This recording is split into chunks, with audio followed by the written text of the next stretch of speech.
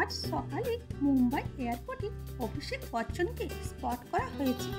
অভিষেক বচ্চন মা জয়া বচ্চন ও ভাগ্নি নব্যা নন্দার সাথে এয়ারপোর্টে স্পট হয়েছে।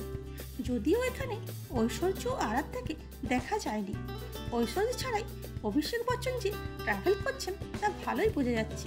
তবে ফ্যান্সরা এটা দেখে অনেকে কমেন্ট করেছেন ঐশ্বর্য ও আরাধ্যা কোথায়।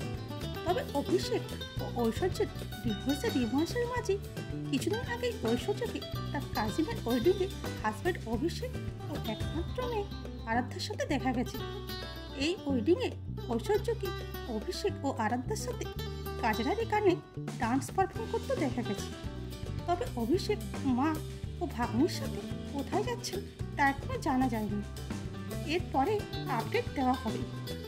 এই সময় অভিষেক বেজ কালারের জ্যাকেটের সাথে ব্ল্যাক প্যান্ট ক্যারি করেন।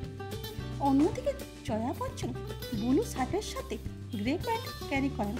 আবার নব্যাকে ব্ল্যাক হোয়াইট টপের সাথে ডেনিম জিন্স ক্যারি করতে দেখা যায়। এরকমই ভিডিও পেতে চ্যানেলটিকে লাইক, শেয়ার ও সাবস্ক্রাইব করুন। আর ফেসবুক, ইনস্টাগ্রাম থেকে দেখে থাকলে ফলো করুন। Thanks for watching.